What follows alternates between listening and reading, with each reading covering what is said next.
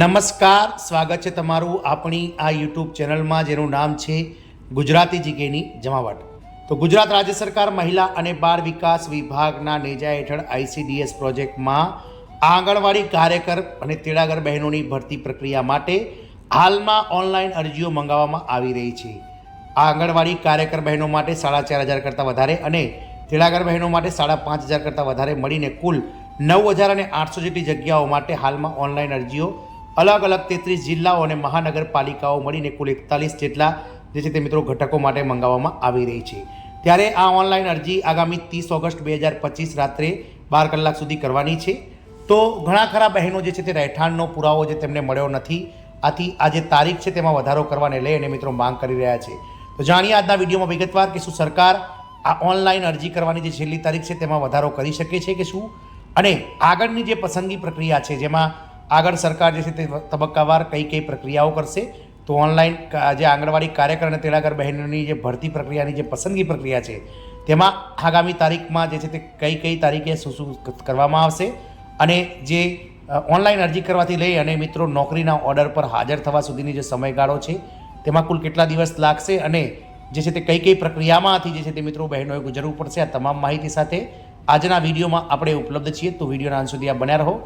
જો આપ અમારી ચેનલમાં પહેલીવાર વિડીયો જોતા હોય, નવા સબસ્ક્રાઈબર હોય તો ચેનલને લાઇક, શેર અને સબસ્ક્રાઈબ કરવાનું ભૂલશો નહીં, જેથી કરીને ચેનલ પર મૂકવામાં આવતા આવા આંગણવાડી કર્મચારીઓની ભરતીઓના ન્યૂઝ તમને સરળતાથી ચેનલના માધ્યમથી ઉપલબ્ધ થઈ જાય। તો આંગણવાડીમાં ગુજરાતમાં કુલ 9,800 કરતાં વધારે જગ્યાઓ માટે હાલમાં ઓનલાઈન અરજીઓ મંગાવવામાં આવી રહી છે।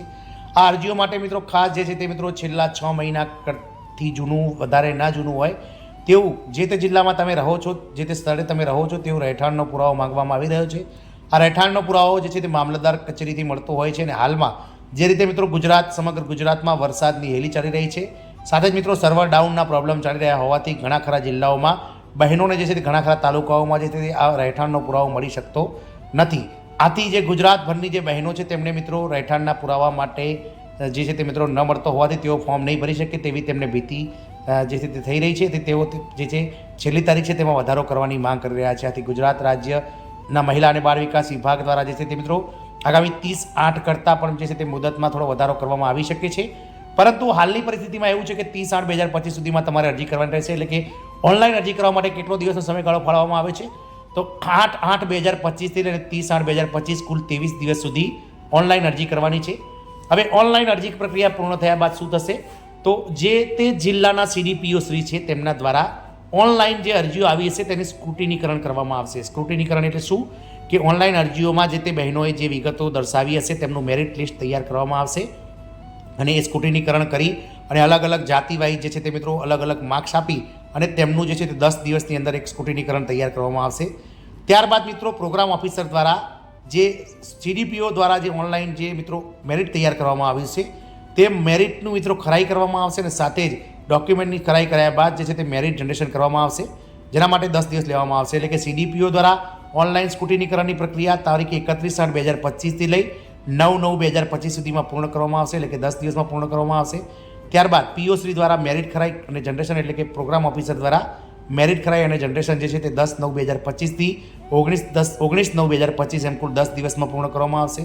ત્યારબાદ મેરિટ બહાર પાડવામાં આવશે, એટલે કે 19/9/2025ના રોજ જે છે તે મિત્રો આ તમામ જે 33 જિલ્લાઓ અને 8 મહાનગરપાલિકાના જે અલગ અલગ જે ઘટકો માટે જે ભરતી છે તેના માટેનું મેરિટ બહાર પડશે, જેમાં તમામ જે ભરતી હશે કાર્યકર તેડાગર બહેનો તેમાં તમામમાં ટોપમાં 5માં આવતા બહેનોના નામ સિલેક્ટ કરવામાં આવશે। એટલે કે મેરિટમાં જો મિત્રો ઉપલા ક્રમમાં આવતા હશે તેવા 5 બહેનોનું નામ આપવામાં આવશે। જો કોઈ બહેનોને લાગતું હોય કે જે મેરિટ જે બહાર પાડવામાં આવ્યું છે 5 બહેનોનું તેના જેટલું મારું મેરિટ બની શકતું હતું પરંતુ તેમણે નથી લીધું, તો તેઓ ઓનલાઈન અપીલ કરી શકે છે, જેના માટે પણ ઓનલાઈન અપીલ માટેનો જે સમયગાળો છે તે પણ 10 દિવસ છે, જે 20/9/2025 થી 29/9/2025 સુધી રાખવામાં આવે છે। ત્યારબાદ જે તે જિલ્લા લેવલે, મહાનગરપાલિકા લેવલે જે છે તે CDPO શ્રી અને ઉચ્ચ અધિકારીઓની બનેલી બેઠક દ્વારા આ અપીલોનો નિકાલ કરવામાં આવશે, જેના માટે પણ 10 દિવસ ફાળવવામાં આવે છે, જે 30/9/2025 થી લઈને 9/10/2025 સુધીમાં કુલ 10 દિવસમાં પૂર્ણ કરવામાં આવશે। ત્યારબાદ ફાઇનલ મેરિટ લિસ્ટ બહાર પાડવામાં આવશે, અને ફાઇનલ મેરિટ લિસ્ટની પ્રમાણપત્ર ચકાસણી 10/10/2025 થી લઈ અને 19/10/2025 સુધીમાં જે છે તે ઓનલાઈન પ્રમાણપત્રોની ચકાસણી પણ કરી દેવામાં આવશે। એટલે કે જે તે બહેનો સિલેક્ટ થયા હશે તેમને જિલ્લાના CDPO ઓફિસ ખાતે બોલાવી અને પ્રમાણપત્રો ચકાસણી કરવામાં આવશે। ત્યારબાદ દિવાળી બાદ એટલે કે 18/11/2025 સુધીમાં એટલે કે 20/10/2025ના રોજ દિવાળી છે. તો દિવાળીથી લઈને 18/11/2025માં કુલ 30 દિવસના સમયગાળામાં તમામ બહેનોને જે છે તે હાજર થવા માટે જેમનું સિલેક્શન થઈ ગયું હશે તેમને હાજર થવાનું નોકરીના ઓર્ડર આપી દેવામાં આવશે. એટલે કે બહેનોની જે નોકરી છે તે દિવાળી બાદ જે છે તે ચાલુ થઈ જશે. એટલે કે 18/11/2025 પકડીએ તો 1 ડિસેમ્બર 2025થી તમામ બહેનોની જે છે તે નોકરી ચાલુ થઈ જશે.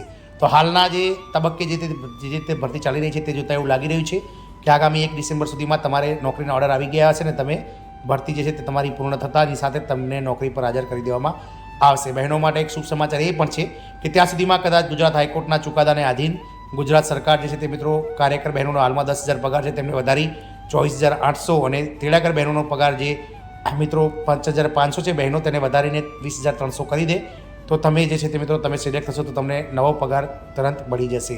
જય હિન્દ, અસ્તુ.